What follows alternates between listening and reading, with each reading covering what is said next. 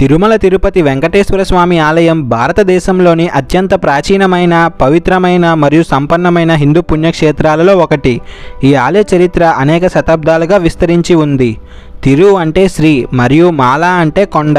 So ఆంగ్లంలో తిరుమలని Holi hill అని పిలుస్తారు. తిరుమల 7 కొండల మీద ఈ ఆలయం నిర్మించబడింది. ఈ 7 కొండలు ఆదిశేషుడి యొక్క 7 తలలని నమ్ముతారు. 7 hills are named as Sri Seshadri, Neeladri, Garudadri, Anjanadri, Vrishabhadri, Narayanadri, Venkatadri.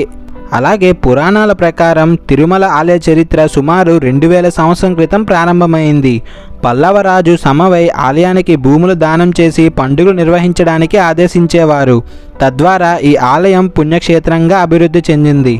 అలాగే తిరుమల ఆలయానికి చోళుల కాలంలో కూడా అనేక భూదానాలు, ఆభరణాలు అందించబడ్డాయి. అలాగే 15వ శతాబ్దంలో విజయనగర సామ్రాజ్యాధిపతి శ్రీకృష్ణదేవరాయలు తిరుమల ఆలయానికి అనేక విలువైన ఆభరణాలు, బంగారం, రత్నాలు దానం చేశారు. అలాగే స్వయంగా ఆలయాన్ని సందర్శించి పూజలు నిర్వహించేవారు. అలాగే రాఘోజీ భోస్లే అదే మరాఠీ సామ్రాజ్యాధిపతి తిరుమల ఆలయాన్ని సందర్శించి పూజా కార్యక్రమాలు నిర్వహించే కోసం శాశ్వత వ్యవస్థను ఏర్పాటు చేశారు. ఈ తిరుమల దేవాలయంలో అనేక రకాలైన అద్భుత నిర్మాణాలు మరియు శిల్పకళ ఉన్నాయి. తిరుమల ఆలయం ద్రావిడ శైలిలో నిర్మించబడింది. ఆలయ గోపురం ఆనంద నిలయంగా ప్రసిద్ధి పొందింది. ఇది బంగారంతో ముట్టబడిన విమానం. పాండ్యరాజు జతవర్మ సుందర పాండ్యుడు 13వ శతాబ్దంలో ఈ విమానాన్ని బంగారంతో ముట్టించాడు. ఈ తిరుమల ఆలయ విశేషాలు కనుక మనం చూసుకున్నట్లయితే దేవతా విగ్రహం, స్వామివారి విగ్రహం 4 చేతులతో ఉంటుంది. వీటి ద్వారా భక్తులకు ఆశీర్వాదం, శంకుచక్రం అందజేస్తారు. భక్తుల సంఖ్య ప్రతిరోజు సుమారుగా 60,000 మంది భక్తులు ఆలయాన్ని సందర్శిస్తారు. అలాగే తిరుమల ఆలయంలో 640 శాసనాలు, 340 శాసనాలు శ్రీ గోవిందరాజ స్వామి ఆలయంలో మరియు ఇతర ఆలయాల్లో 80 శాసనాలు ఉన్నాయి. ఈ శాసనాలు తెలుగు, తమిళ, కన్నడ భాషల్లో ఉన్నాయి.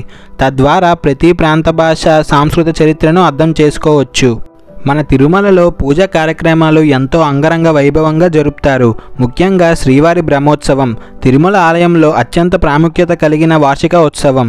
ఈ ఉత్సవం 9 రోజుల పాటు జరుగుతుంది. ఇందులో స్వామివారి రథయాత్ర, హోమాలు, వాహన సేవలు నిర్వహించబడతాయి. ఈ ఉత్సవం సెప్టెంబర్ లేదా అక్టోబర్ నెలలో జరుగుతుంది. అలాగే పవిత్రోత్సవం.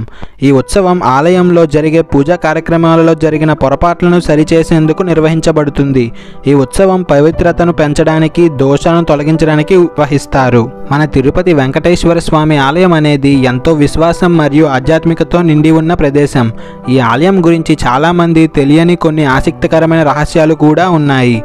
మొదటిది శ్రీనివాసుడి వెనక ఉన్న నది శబ్దం. ఆలయంలో స్వామివారి విగ్రహం వెనక భాగంలో ఎప్పుడూ ఒక నది ప్రవాహంలా శబ్దం వినిపిస్తుంది. ఇది వరాహ నది అని కొందరు అంటారు. అయితే అక్కడ నిజంగా నది ఏదీ లేదు. ఇదొక అద్భుతమైన మిస్టరీగా మిగిలిపోయింది. రెండవది స్వామివారి విగ్రహం చెమట పడుతుంది. ప్రతిరోజు ఆలయంలో అభిషేకం చేసిన తరువాత స్వామివారి విగ్రహం మీద చెమటలుగా తడిగా కనిపిస్తుంది. ఇది ప్రకృతి సహజంగా ఎలా జరుగుతుందో అనేది రహస్యం. మరి మూడవది తిరుమలలో పక్షులు ఎగరవు. తిరుమల కొండపై ఎప్పుడూ పక్షులు కనిపించవు. ఎలాంటి జంతువులు కూడా అక్కడ స్థిరంగా నివసించవు. ఇది ఎప్పటికీ శాస్త్రీయంగానే అర్థం కాని విషయం. మరి నాలుగవది విగ్రహం ఎడమవైపు శబ్దం వినిపించదు. వెంకటేశ్వర స్వామి విగ్రహం ఎడమ వైపు నుండి చూస్తే శబ్దం వినిపించదు, కానీ కుడివైపు నుంచి చూస్తే శబ్దం స్పష్టంగా వినిపిస్తుంది. ఇది అనేక మంది భక్తులు చెప్పిన అనుభవం. మరొక ఐదవది వెంకటేశ్వర స్వామి జడ రహస్యం. స్వామివారి జడ ఎప్పుడు నలుపు రంగులో అలాగే నిన్నే పెట్టినట్టు ఉంటుంది. ఈ జడ ఎప్పుడూ పెరుగుతూ ఉంటుంది. కొన్ని రోజులకే కొత్తగా జడ పెరిగినట్లు అనిపిస్తుంది. ఇది సమాజమో లేదో దివ్యమైనదో అనే ప్రశ్నకు ఎప్పటికీ సమాధానం లేదు. మరొక ఆరవది తిరుపతి లడ్డు గోప్యత. తిరుపతి లడ్డూకి ప్రత్యేకమైన జియోగ్రాఫికల్ ఇండికేషన్ హక్కులు ఉన్నాయి.